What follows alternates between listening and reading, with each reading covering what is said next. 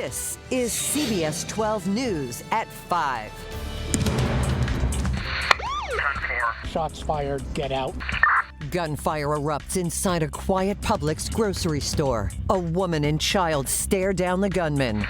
We have an adult male, an adult female, and a child. Shoppers scatter. We're talking to witnesses. The chaos inside the Royal Palm grocery. We're reviewing video. The details are breaking.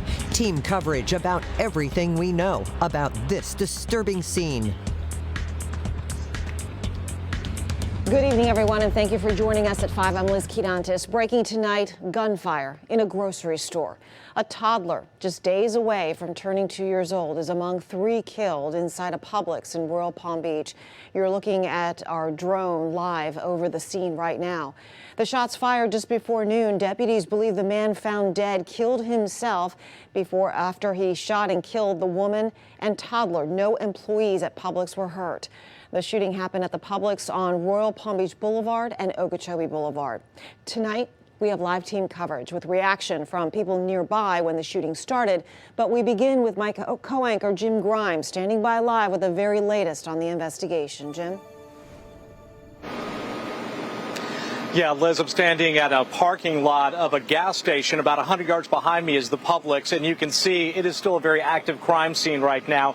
Dozens of law enforcement officers, along with investigators, are still on the inside working that scene. As you said, this all started just before noon today. When police got out here, they found a child. That was one of the first things they saw. This child, apparently just a month shy of their 2-year-old birthday, among the victims. 3 people in all dead.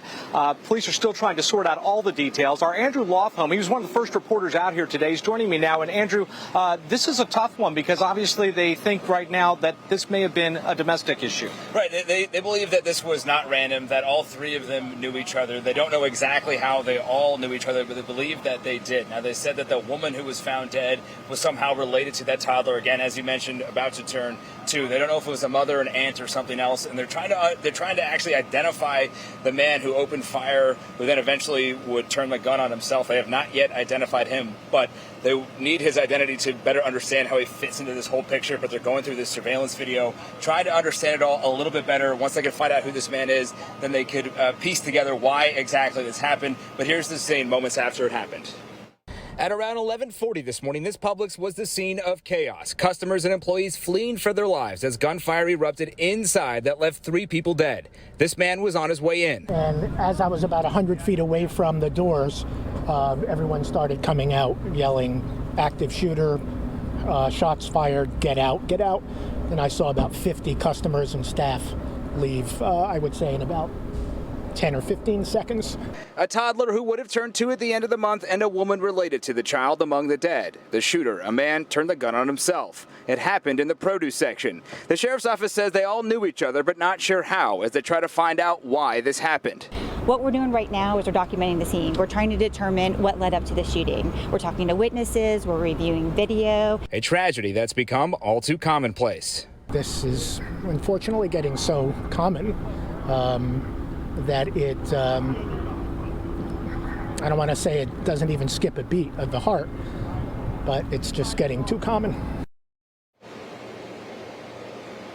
All right, so to bring you in a little bit of the investigation that's going on. So the majority of the tape around us is this yellow crime scene tape, but if you look closely, you'll see some red crime scene tape over there. Deputies say that is called the hot zone, an area that they're really focused on. I actually saw them going through those cars, potentially connected to either the victims, the shooting, or both of or all those parties involved. But just to give you a little insight, Jim, into what's going on here, they're focused there on that hot zone there. They also say the medical examiner hasn't been out here yet, but that's going to be the next big thing to come out, is who exactly these people are. They also told us they were trying to identify the suspect. What can you tell us about that? They're still working on that. They said that as of yet, they have not yet identified him. They have identified the woman who was killed, and they've identified the toddler who was killed, but not yet the man who was killed. And that's a huge element in trying to understand why exactly this happened. We were talking earlier, when it comes to domestic violence, Traditionally, we hear about this happening in someone's home, even a workplace. Unusual to see it in a public setting like this. Right, yeah, certainly, and the sheriff's office has come out outwardly said, hey, this is definitely domestic violence, but you can connect those dots saying that these victims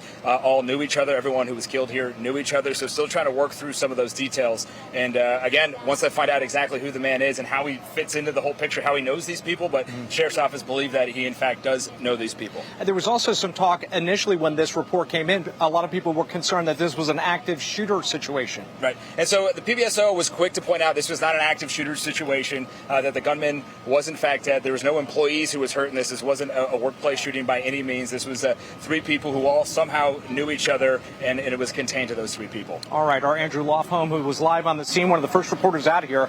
You know, keep in mind, this Publix was open for business, so not only were there shoppers inside there doing what they had to do, but also there were shoppers themselves who, many of them, witnessed this violence. Our Jay O'Brien is joining us now with a little more on what eyewitnesses saw. Jay?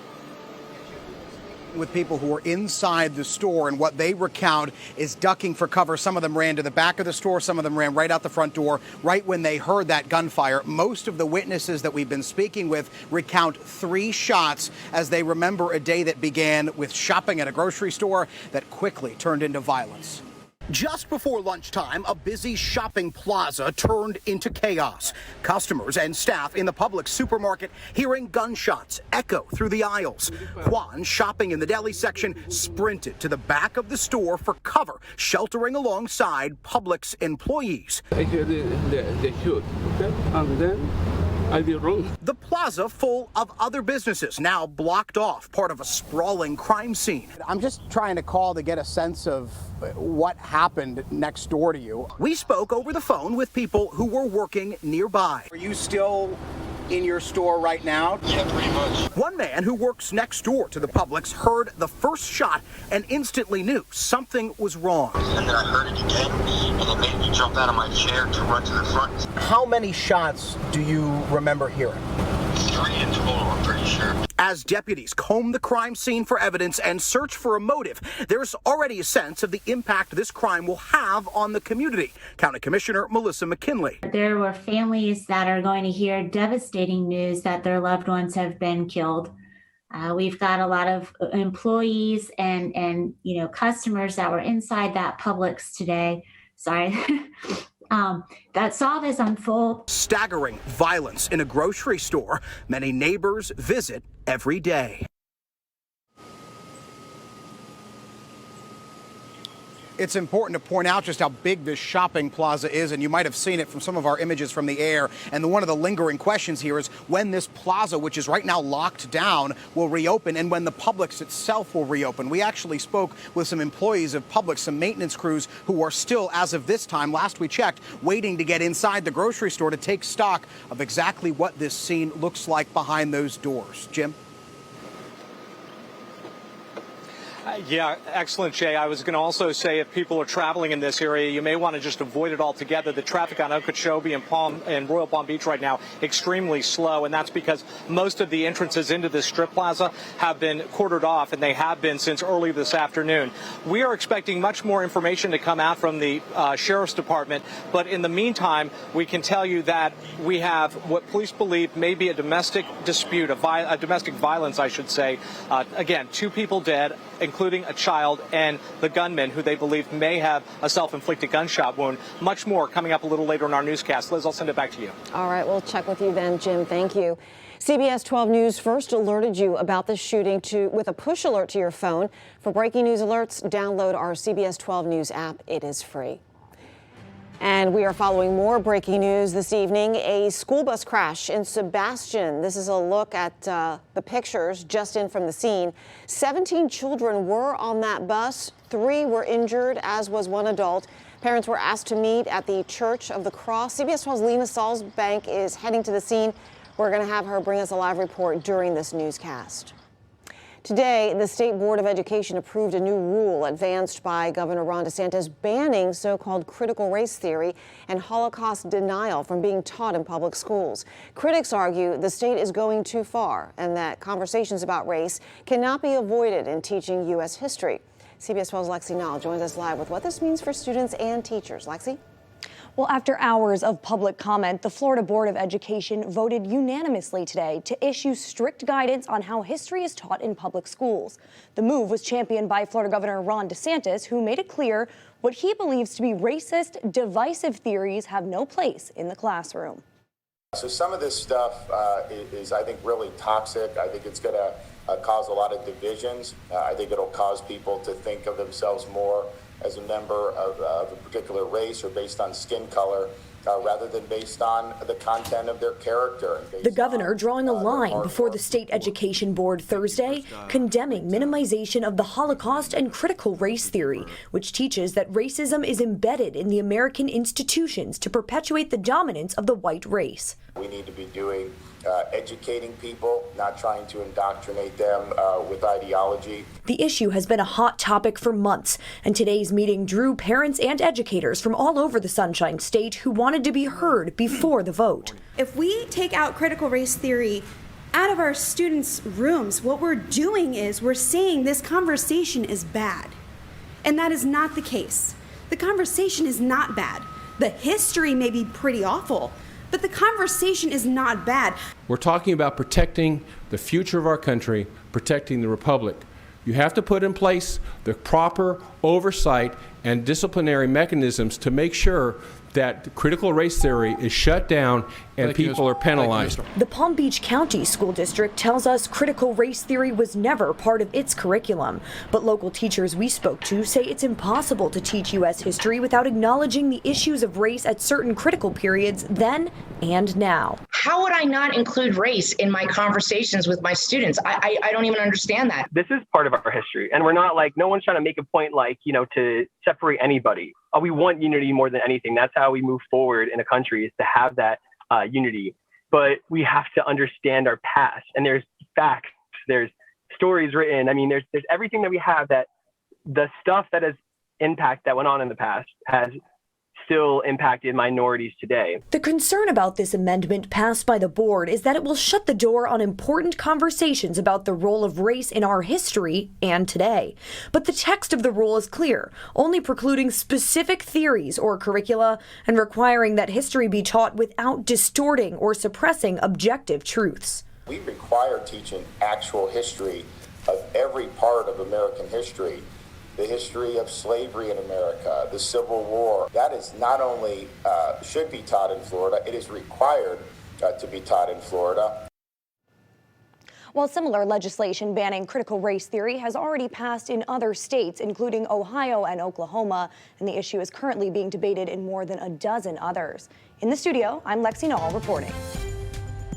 Next at 5, manatees dying at an alarming rate in Florida, why seagrass could be the culprit, and the groups now urging our governor to declare a state of emergency. Then, deeper in debt, why consumers in South Florida are maxing out their credit cards and living beyond their means more than anywhere else in the nation. And we continue to follow breaking news out of Royal Palm Beach. These are live pictures from the scene as dozens of deputies investigate the deaths of 3 people, the gunman, a woman, and a toddler. We'll be right back. You're watching CBS 12 News at 5. People in South Florida are maxing out their credit cards and living beyond their means more than anywhere else in the nation. LendingTree found that one reason is our high cost of housing. Its survey found that 1 in 3 people in South Florida has maxed out a credit card. South Florida also rates for the worst debt-to-income ratios, with residents' debt averaging 163% of their income.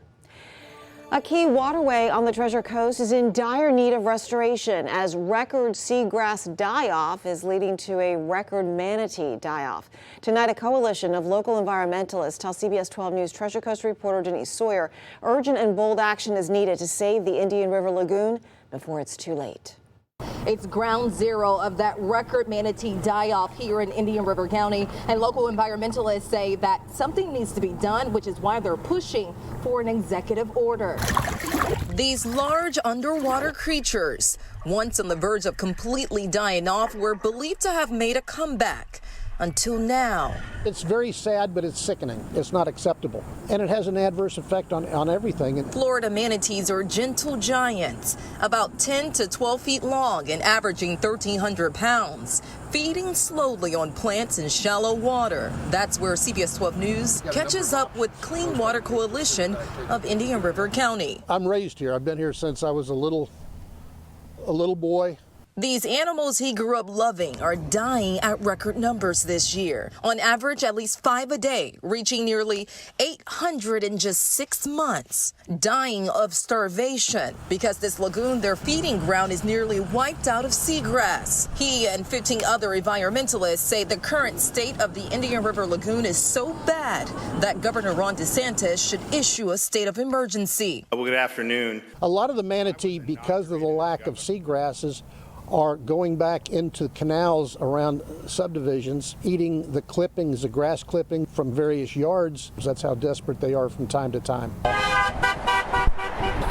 Farther south in Martin County, concerned residents were seen protesting. We are here to get in people's faces and say, look, this is a major, major environmental crisis. We need to take care of our planet. So the way I feel, well, anger, fear,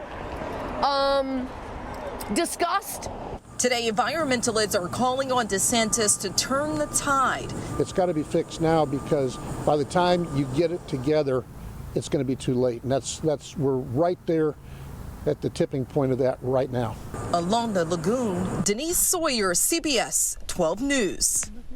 State officials say the Florida Department of Environmental Protection is using its resources to respond to the crisis, and an emergency order is unlikely. Caught on camera, a group of hammerhead sharks circled some beachgoers in Pensacola. This happened over the Memorial Day weekend, and the video has since gone viral. You can see the sharks get very close to 3 women sitting on a float, but they didn't seem too bothered. They say none of the sharks were aggressive in any way, just swimming along, minding their own business. That's the way to do it.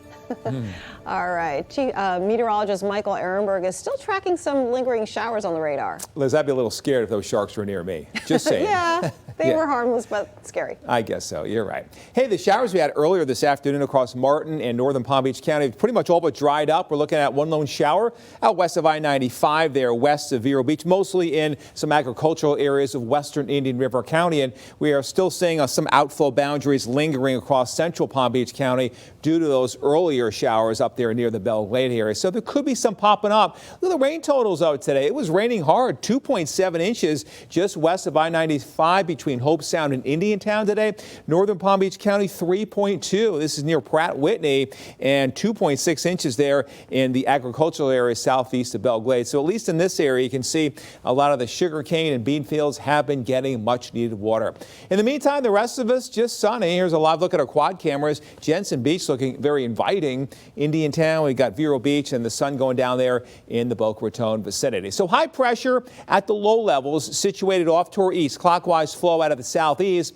So the showers and storms we had, what few there were around, were kind of blown and kept inland during the daytime hours. And we'll kind of see that through the rest of this evening. Most activity is over with. There could be an isolated shower the next few hours. Let me take you into Friday morning, 8 o'clock. Winds out of the south-southwest, some showers offshore. And then by about noontime, we could see a few spotty showers popping up in eastern Palm Beach County. But as we go through the day, 4 p.m., the flow will be enough out of the southeast to push the activity mostly inland, Wellington, Royal Palm, the Lake Okeechobee area, and so it goes for you Friday. But on the weekend, things are going to change as we lose the upper-level high-pressure ridge, which has been kind of squashing the atmosphere. An upper-level trough will be coming in, and the winds are going to turn out of the southwest and west at steering level, pushing the storms that develop to the coast. With these upper-level troughs, you get colder, unstable air aloft. The air is able to rise up. And with a convergence along that, it all spells deeper moisture and increasing rain chances. In fact, now on Saturday, they're up to 67%. Look for rain chances 40 to 50% right on through Tuesday, and then lowering to the scattered variety as we head into next Wednesday and Thursday. Forecast rainfall. Let's see if the models have updated things. European model showing mostly a quarter or half an inch or less between now and Sunday night. The American or GFS model showing between now and Sunday night, not that much, but then much more more for next week. So bottom line is the rainy season hopefully will get restarted here by the weekend and beyond. Partly cloudy, mild tonight, 77. For tomorrow, your TGI Friday, we'll have a mix of clouds and sunshine. 20% chance for a random flyby shower tomorrow. Wind southeast 10 to 15, gusts to 20, so we're still going to have a moderate ripcord risk if you're heading out to the beach. And here's your exclusive 10-day forecast, so the weekend's always in view, featuring some sunshine, but also do watch out for those scattered showers and storms coming in from the west and south. An elephant versus a truck. The wild video is next. And later at 5:30, smoking remains a top killer in the U.S. Now there's a proposed ban on one of the most popular types of cigarettes. We'll be right back. FM, proud sponsors of the CBS 12 News Network, the one to turn to. Some really scary moments in South Africa where dash cam video captured an elephant charging at a man's truck. The fuel supply driver stopped to let two elephants cross his path, but one of them clearly had other ideas. You saw it there running toward the truck and just absolutely crushing the front of it. Amazingly, the driver was not hurt, just understandably a little shaken. He took that well. A homeowner in Missouri is angry and feels violated after a man posed as a DoorDash driver and stole his Amazon package. The crime was caught on David Hayes' doorbell camera right there. Hayes says he never ordered anything from Panera Bread and believes the thief has done something like this before. DoorDash is investigating to find out if that thief even works for them. Hayes is adding to his home security system and warning others of the sneaky scheme. Sweepstakes scams. Next at 5:30, we'll hear from a woman whose father fell victim and the red flags we should all watch out for. And anything but smooth sailing. A judge hears arguments on Florida's bid to block the CDC's restrictions on cruise lines. And we are staying on top of this breaking news. A shooting at a Publix in Royal Palm Beach. 3 people dead, including a toddler. We're going to come back with a live report in just minutes.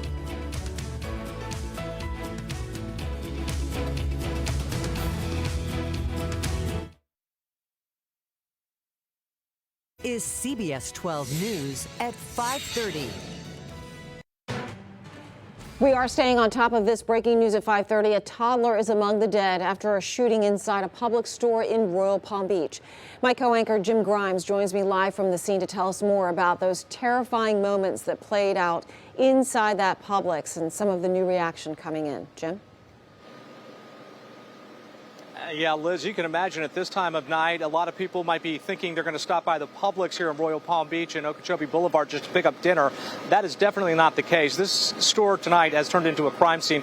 And if you can see behind me, still a lot of police presence out here. Investigators inside that store still trying to put together all the details. All of this began just before lunchtime today, around 11:40, we understand, is when that call came in. When police arrived, the investigators, they found the bodies of 3 people, including one of them, a 2-year-old child. Actually, the child was a month short of their 2-year birthday. Also a woman inside, and the man, he was dead, and it appears that that was a self-inflicted gunshot wound. Police say they are still trying to identify all of the victims, including the gunman, but they have yet to release any other new details. They don't know if this was domestic. What they have said to us is that it turns out that these people obviously knew one another. Nobody else was injured in this, but you can imagine a store full of people. They were in shock as all of this transpired. R.J. O'Brien is joining us right now with more on what witnesses saw. Jay.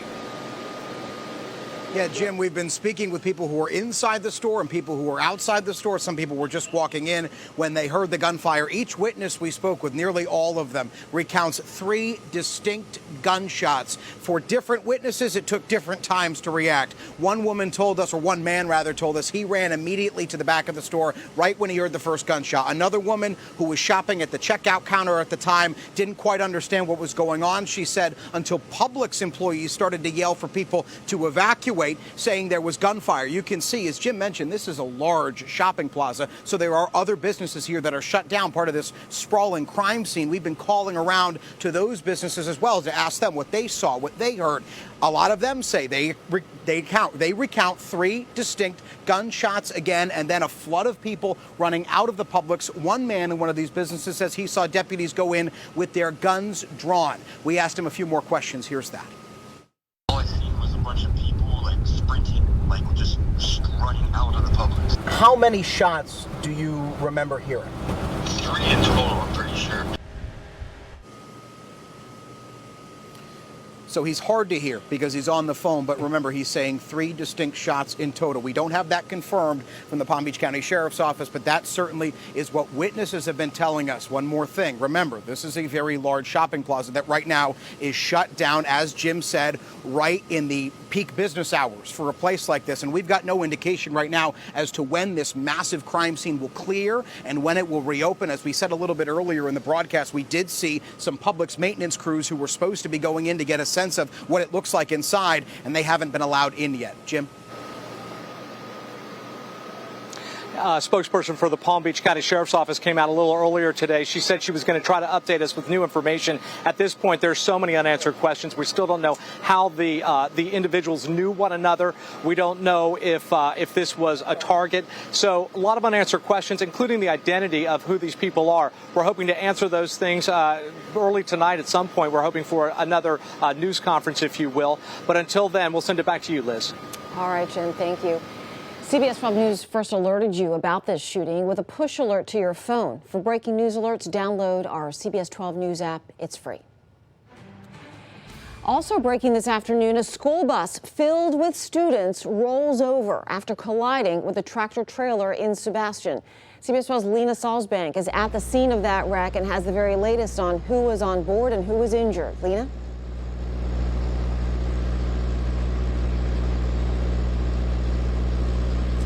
That's right. Well, authorities say that 17 students were on top of this school bus when it toppled over after being hit by a tractor trailer. Now, we are being told that 3 of those students are injured, as well as 1 adult, but we don't know the extent of those injuries right now. Indian River County Police are telling us that those students were on board and were headed home from a mathletes camp when the bus was involved in an accident. The collision happened right here on the 200 block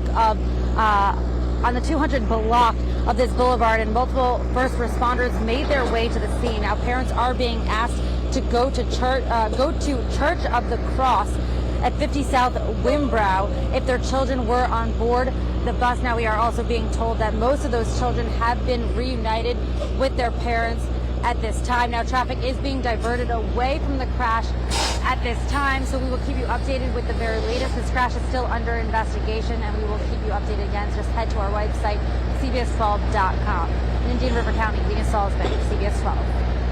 And of course, we'll let you know when that street opens back up. Well, today, a judge is hearing arguments on Florida's bid to block the CDC's restrictions on cruise lines. The hearing comes after the state and CDC were unable to settle the dispute through a mediator. The lawsuit challenges the CDC's conditional sailing order that says 95% of passengers and crew members need to be fully vaccinated for ships to set sail again. That order goes against Governor Ron DeSantis' ban on businesses requiring people to show proof of vaccination. Today's hearing also comes as Royal Caribbean changes course on its vaccination requirements, saying passengers sailing from Florida and Texas will not need to be fully vaccinated. Odyssey of the Seas, the first of Royal Caribbean's Quantum Ultra class cruise ships to set sail in the U.S., arrived in Port Everglades this morning. The cruise ship is scheduled to leave from Port Everglades on its first passenger cruise on July 3rd for both 6- and 8-night voyages through the Caribbean islands. The Odyssey of the Seas plans to book cruises through 2022. Bahamas Paradise is hitting the high seas once again, and the cruise line is looking for new talent. The cruise line hosting a job fair on Monday to fill 100 positions. They're offering both part-time and full-time positions. That job fair will be from noon to 5 on Monday at the Port of Palm Beach. A bridge in Jacksonville is once again lit up in rainbow colors after the State Department of Transportation tried to shut down the display. The Jacksonville Transportation Authority had planned to use the rainbow lighting in honor of Pride Month. That's when the state DOT told them that the display violated regulations since it didn't fit an approved color scheme. Well, since then, they've reversed that decision. According to the state's bridge lighting policy, the DOT can reject any colored lights it deems offensive or not in the public's best interest. But the bridge is frequently lit up in different colors. It was teal last month to honor a Jaguars draft pick, green for Mental Health Month, and red, white, and blue for Memorial Day. As more people get vaccinated, travel is taking off, but the TSA is issuing a warning why you could be waiting in line at security checkpoints for quite a long time. Taking an Uber or Lyft lately? Get ready for a bigger bill, why prices are going up, and how to avoid paying more. That's next.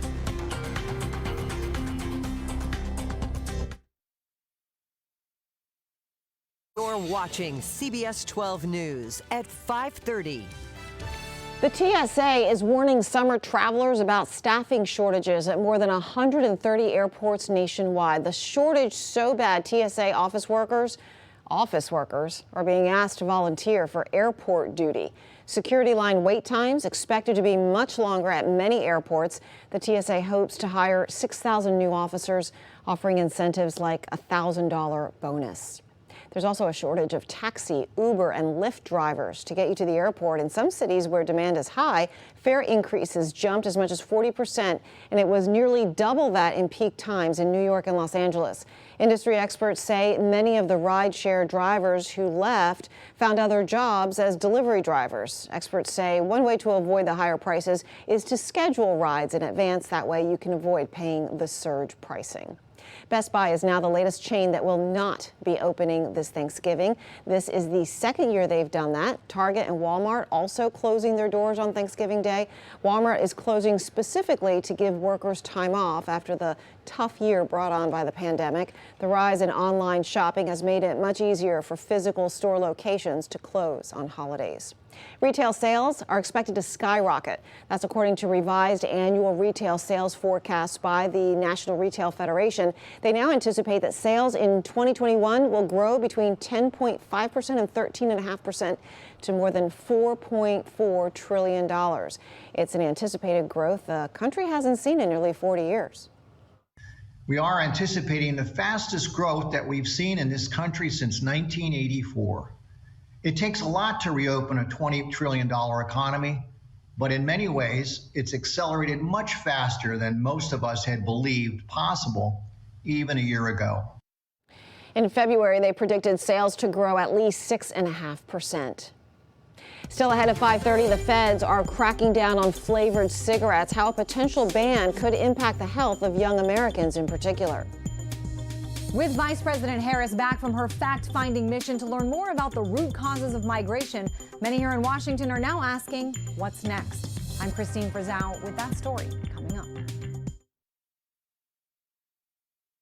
FEM, proud sponsors of the CBS 12 News Network, the one to turn to. The amount of money Americans lost in prize and lottery scams last year shot up 33% compared to 2019. According to the Better Business Bureau, about $227 million was stolen. Consumer investigative reporter Anna Werner reveals the red flags we should all watch out for. I never would have thought my dad would be susceptible or it really shocked me. Kathy Chapman can't believe her 84-year-old dad fell victim to a sweepstakes scam. It started with calls to his Michigan home in January, she says, from someone who claimed to be from Publishers Clearinghouse.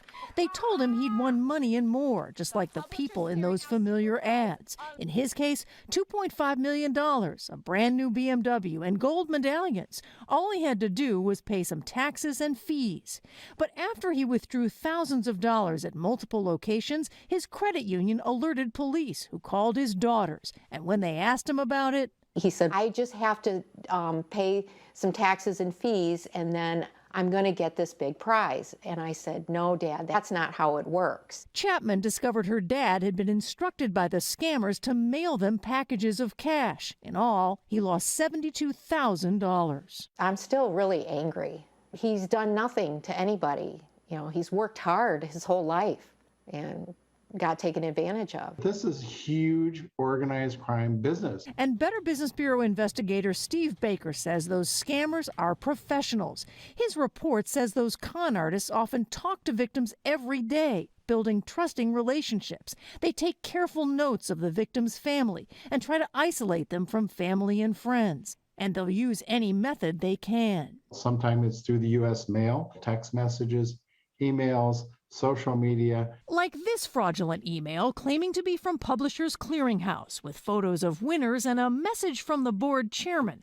But a closer look reveals clues like typos. For example, how the company pleases to advise its supposed winners of their delivery and presentation date. Chris Irving with Publishers Clearinghouse. If your viewers get an email, a call, any contact, a letter that says you won a prize, but you have to send money, rip up the letter, hang up the phone, and report it to law enforcement, because that's a scam. A scam Chapman says took much of her father's life savings. Anna Werner, CBS News, Berkeley, California.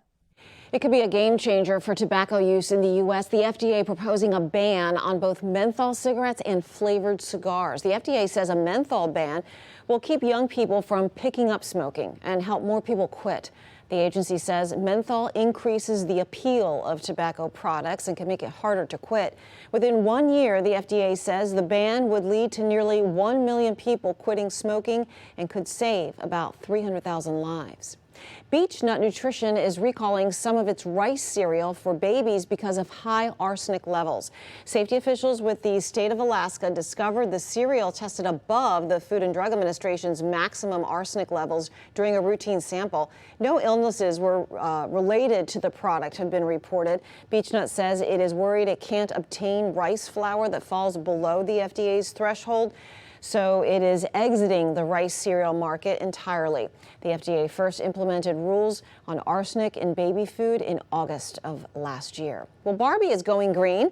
Mattel has unveiled a new line called Barbie Loves the Ocean. 90% of the dolls are made from recycled ocean-bound plastic that includes her beach shack and oceanside accessories. The collection ranges from $10 to $20. Well, definitely a great day for the beach for Barbie and everyone else, because it's really warm out there and beautiful. Yeah, that's right, Liz. In fact, I would call it hot out there. Yeah, these folks have the right idea. In Delray Beach, they're playing volleyball. Notice we got people in the surf out there, water temperatures in the low to mid 80s. They're just trying to cool off out there as a breeze out the ocean. High temperature today, 91 in West Palm Beach, 3 degrees above the normal of 88, and that low, 4 degrees above the normal temperature of 75 degrees. We're back down a little bit from that high, though. 83 in Lantana. Hello to you, West Palm, 86. So 5 degrees off the high for the day so far. 85 in Stewart. Hello to you, Sebastian, 86. Vero checking in at 87 degrees. Factor in that humidity. It's stifling out there, feeling like the mid to upper 90s for the interior sections, low to mid 90s, just about everywhere else. So high pressure continues to stay overhead. That's our next weather maker for one more day. That's it, with mainly dry conditions other than the chance for like an isolated shower. Here we go. Upper level trough is going to dig down and dip in the jet stream. So that's going to add to our moisture. The temperatures several miles up are going to cool off with that trough, so the air is going to be able to rise instead of the sinking air we had underneath the high pressure ridge. Thirdly, we've got a flow out of the southwest or west, which instead of keeping storms inland, will push them towards the coast. So it all adds up to increasing rain chances in the days ahead. Low tomorrow, but 45% Saturday. Scattered showers and storms, rain chances in the 40s through Tuesday. Pretty normal for June. So what that means is you get some morning sunshine, and then it gets dark to your west and south, and scattered showers and storms roll through the area, cooling it off. That's good. Saturday, your high 89. Sunday coming in at 91 degrees. Always tracking the tropics for you. We've been talking about that system down across the southwestern Caribbean. Well, I'm pleased to report it is now inland, causing a lot of rain, so we don't expect it to develop for at least the next 5 days, especially across that area, southwest Atlantic Gulf. So no development, at least for the next 5 days. And one of the reasons I think is a lot of wind shear. Wherever you see this orange and yellow, moderate to high levels of twisting and turning of the winds with height. And this is occurring in the favored areas for development this time of year. So we'll watch the tropics carefully, but at least for the next 5 days, not really much of a concern out there. And we don't really need to be concerned here in Florida until August. Mid-August to mid-October, as you know, is the peak for hurricanes here across the Sunshine State. All right, overnight tonight, we're dropping down to the low to mid 70s across the interior, mid to upper 70s along the coast. And then for tomorrow, sun and clouds mix, small chance for a passing shower with highs about 90 at the coast and even some mid 90s out near the rim of the lake with southeast winds at 10 to 20 miles an hour. Always want to remind you, lots of ways to stay connected. You got my email address there, our WPC weather app. It's free, and I've always got some social media posts going as well. All right, here's your exclusive 10-day forecast with the weekends always in view. Squeezing out a mostly dry day tomorrow, but do watch out for the pattern to change to a more normal June pattern. Scattered afternoon, evening showers and storms Saturday, Sunday with gusty winds, lightning and downpours in places, and that will continue through Tuesday. And then after that, just slightly lower rain chances for mid to late next week. There's your forecast. Thank you, Michael. We are turning it now to Sebastian. This is a live news conference from FHP about a school bus crash. The children were transported to different hospitals. One went to St. Mary's, the other two children went to Sebastian Hospital. The two children that were transported to Sebastian Hospital suffered minor injuries and they are in stable condition. The one child that was transported to St. Mary's was airlifted. He's a 14-year-old male, suffered serious injuries, but it is in stable condition at this time. It appears after our investigators were on scene that the truck was driving on the right lane and the school bus was driving on the left lane. The driver of the truck made an improper lane change from the right lane into the left lane and sideswiped the bus. This prompted the driver to swerve and the bus rolled over and landed on the right side. As we said, luckily the children received a couple minor injuries and the one that receives more serious injuries, it is on stable condition. Is or isn't stable? It is on stable condition, yes. 14-year-old male. What about the bus driver of the Cisco truck? He was transported with minor injuries to Sebastian Hospital. At the time, he's also on stable condition. We just want to ask everybody, always be careful whenever you're changing lanes. We have to be aware of all of our surroundings. Not just in this case where we had a school bus full of children, but in any case. So we have to be looking for our mirrors, for any vehicles on our blind spots, to make sure we avoid this kind of crashes. Do you know if the school bus has seatbelts? The school bus, I do not know at this time. How scary was that? You see the bus, how far it is from where the Cisco truck is, and it was children. What goes through your mind when you see that? Obviously, you think about a school bus, everybody gets goosebumps right away, especially with 17 children. And you getting the information that one of them is seriously hurt, we have to land the helicopter. So obviously, a lot of concern goes on. But luckily, the child is on stable condition. We just get very scared with anything that involves children. Obviously, everything happens so fast, and at this point you have two big vehicles. You have a truck, you have a school bus, and when vehicles like that collide, obviously there's a lot of damage. Have you talked to the bus driver? From what I understand, she helped evacuate some of the kids after the crash. How she's doing mentally or physically? I've not been able to talk to her yet. Have you guys talked to the truck driver to see if he was trying to pass the bus, or maybe he was distracted looking at a phone? I don't have those details yet. Obviously, the case is under investigation still, but we do know, based on the evidence that we've seen so far, as he attempted to change lanes from the right to the left lane, that's when the collision took place. So he's going to be cited? Citations are still pending at this time, but we'll see the outcome of the investigation. So, Sebastian, police said that all the students were out of the bus when they arrived. Was that one 14-year-old that was airlifted also out of the bus? Yes, we were able to get all of them out of the bus, and obviously, being that he's the one that had the most serious injuries, he had to be airlifted to St. Mary's. But you guys got them out of the bus, or were they already out of the bus when you arrived? I do not know exactly which agency got him out of the vehicle. Okay. Was he airlifted from here, or did he go to Sebastian first and then was airlifted? He was, I believe he was airlifted from here. And obviously, FELSMIR, FHP, this is a collaboration between all the agencies to make sure that we can get the aid that is needed for all the children in this case and the adults alike. Thank you. And so you said that the truck was on the left lane, right? The truck was on the right lane. The right lane. And the bus was on the left lane. Okay.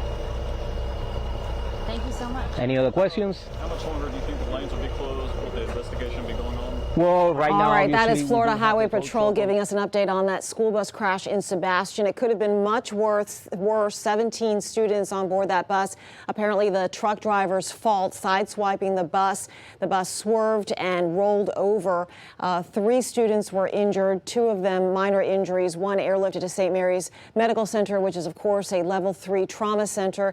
That student, we understand, is a 14-year-old boy who is in stable condition right now.